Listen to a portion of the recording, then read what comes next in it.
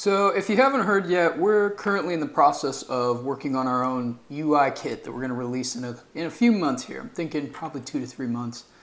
And that UI kit is just going to be filled with all sorts of components that you can use to build your own product. So if you think about something like Bootstrap, Fur is going to be the Clever Beagle version of Bootstrap. So while I've been working on Fur, something came to mind. So you can see Fur is starting to take shape here. I've been working pretty heavily on the navigation elements and getting all the styles for that sorted out. And if you look, you'll notice that we've got what you'd expect, a responsive grid. So when you resize the browser, the content sort of adapts and fits the screen width that it has access to. So what I wanted to point out with this is that I did not invent this grid. I did not build this grid from scratch. What I did is I took from this. So this is a great project. This is by somebody, probably going to mispronounce this, but this is, I'm going to say Christopher Joseph. And this is Flexbox Grid. So this is at github.com/ChristopherJoseph/Flexbox Grid. And this is just an open source Flexbox based CSS grid. And when I sat down to figure out the grid elements for Fur, I was thinking like, well, I don't want to write that from scratch. Somebody's probably already done it better than me. And then I realized that would be something very, very great to teach all of you folks, which is you don't always need to reinvent the wheel when it comes to your projects.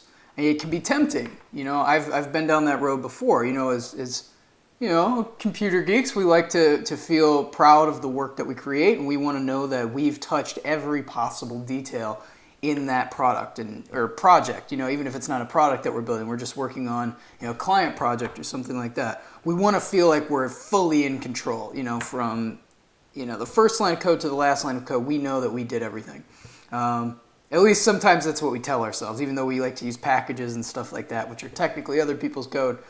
Sometimes we can kind of work around that and waste a lot of time reinventing the wheel on stuff that we don't need to. So I just wanted to make that point. There's really no reason not to do stuff like this. So here I've taken Flexbox Grid, and this is under an Apache 2.0 license. So this is important.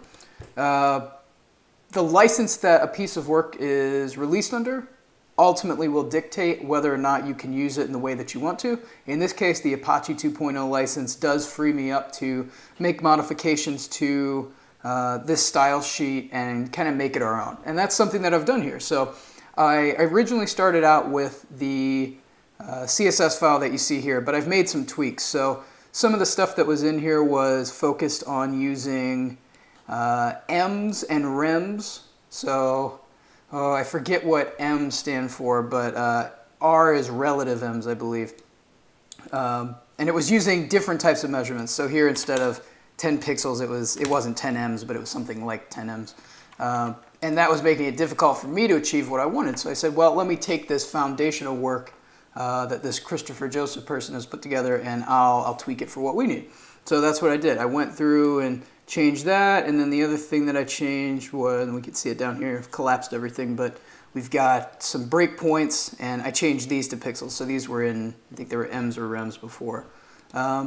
But that's it. It's just, you know, when you're building your own stuff, take advantage of the hard work that other people have put out there and recognize it too. So that's why I wanted to make this video. I also wanted to recognize the work that Christopher Joseph has done, because this has just saved probably days worth of work. Yeah, did I say that right? Days worth of work.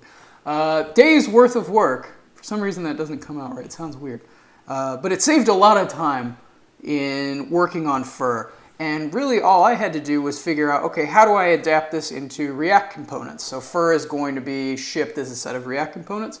So all I had to do was take that foundational work and say, okay, let me organize this into React components. So you can see here we've got all of the different props that are supported based on what's included in that style sheet. Yeah, so that's it. When you're working on your own stuff, make sure to think, is there something I can base this off of instead of inventing it from scratch?